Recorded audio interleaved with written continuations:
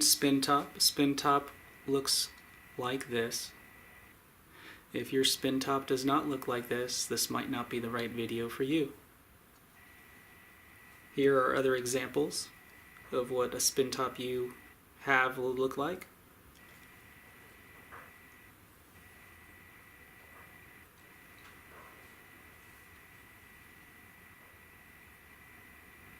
All these spin tops have a few features in common. They all have a tip.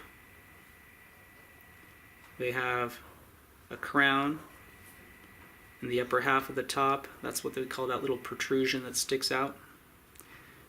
We call this the shoulder of the top, and then your body. You're going to take your string, which has a knot at the end. If it doesn't, make a knot at the end. And we're going to place that knot on the shoulder and pinch it with our left hand. If you're left-handed, everything I'm just saying is backwards or mirrored, opposite of what I'm just saying. Holding firmly that knot on the shoulder there, we're going to wrap a loop around the crown. And you pull nice and tight, and you want to pull it across that knot. What that'll do is it'll lock that little loop. It'll lock it in place around the crown. And then I pull nice and tight back towards the tip where we're going to be wrapping the top. And if you notice, if you did it right, I can hold it like that, and that's not going to come loose. That's nice and firm and tight on there, so no worries. What we want to do is then slowly wind. See how I went over over the top of the tip? You don't want to go under, or else you'll end up winding it backwards. So we go over the top like that, and then we just simply start winding. The whole time keeping firm pull on the string. And I just kind of let it slide through my fingers as I'm winding it. I don't wind it like leaving a ton of string like this in between the top. I feel like that gives me less control. So I'll always leave maybe about like that much string as I'm winding, as it slides. And once you get most of it wound, you might have about 4-6 inches left.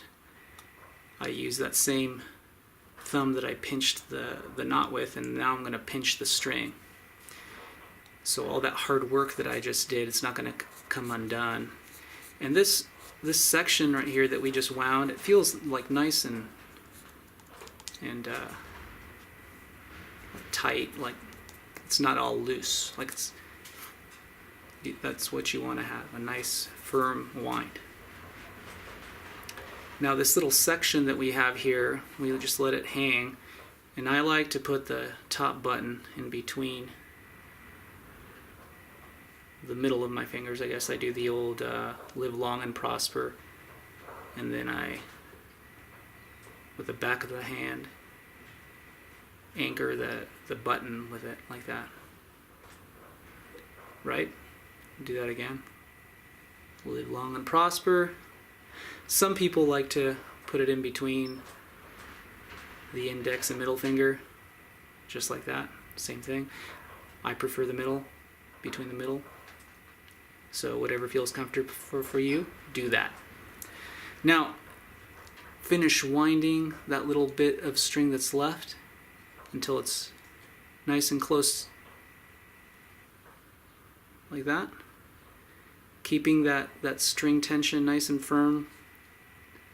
And then what we're going to do is we're going to use our thumb to pinch the side of the top, and that'll hold it nice and firm in place. And you should not have any issues with that falling out of your hand. You do not want to wrap your hand around. A lot of people that are new to this will do that. Don't do that. Keep your hand open for your throw.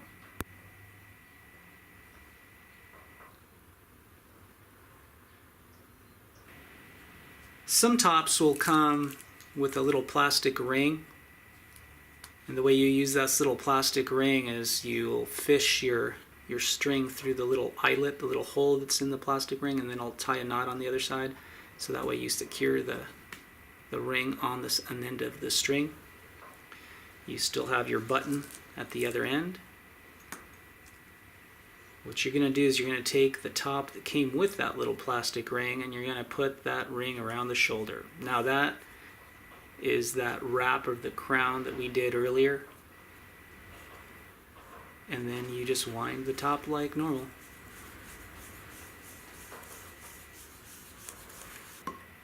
Some other tops will have a little line built into the top, and what that's for is you can place the string in that, I guess it's like a wedge, crevice, I don't know what you want to call it, but that spot right there, you just stick the end with a knot across it, flat like that, and then you just wind your top again. So it's another convenient way. And what these are great for is young kids who might not have the coordination to do the whole wrapping and pulling and all this type thing.